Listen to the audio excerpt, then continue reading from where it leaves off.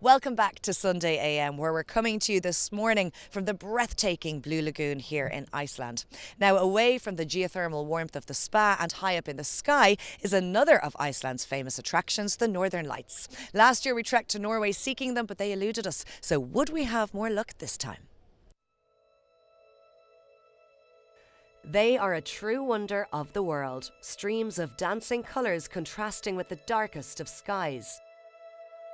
It's no wonder the Aurora Borealis or the Northern Lights top so many bucket lists, but even when you trek thousands of miles, Mother Nature offers no guarantees. So it's just coming up to 9 o'clock here in Reykjavik and it's extremely cold, -9 degrees in fact, but I'm feeling warm and toasty. I'm suited and booted, I've got the salopets on, the ski gear on, and I'm ready to go. So we're about to leave the comfort of our city centre hotel and head deep into the Icelandic wilderness in search of the Northern Lights. Now, they've proved elusive in the past, but I have a good feeling about tonight. It could be the night. It was exactly 12 months since I braved the Norwegian countryside in search of the lights, but luck was not on my side. With heavy cloud cover and a poor display, the dancing lights eluded me then. 1 year later, the skies were clear, but would the lights reveal themselves? Ziggy, pleasure to meet you. You're going to be looking after us on our Northern Lights trip tonight. Are we going to see the Northern Lights, Ziggy?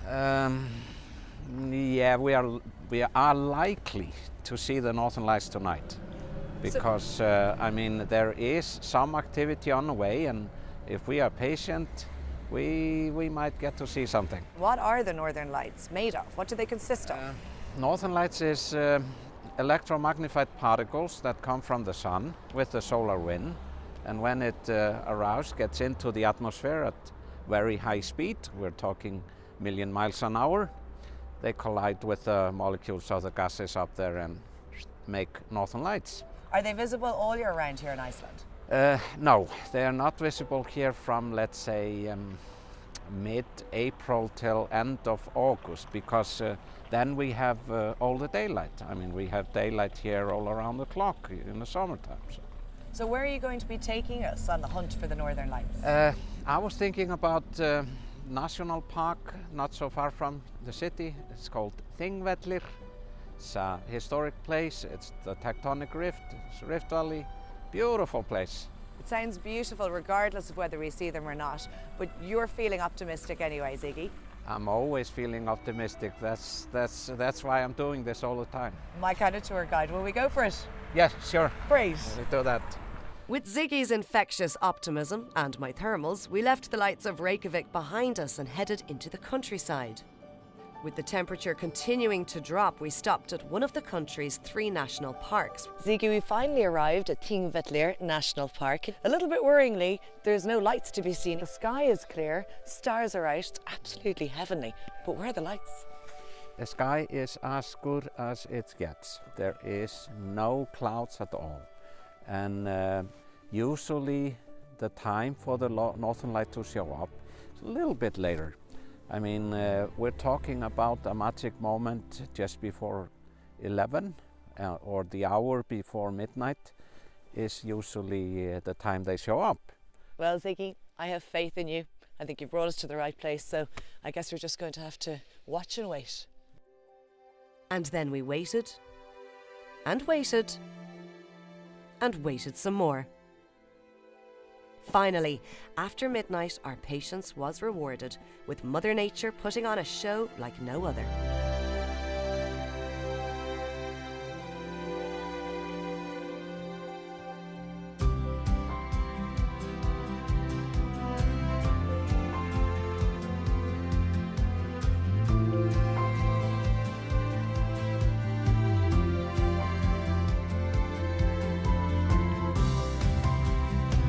So although to the naked eye we can't see much right now, Ziggy is promising us there's activity, and if you did need convincing, our producer Brian here has brought his camera and you can see the green there. So the Northern Lights are absolutely there, and hopefully we'll get to see them more clearly in a few minutes.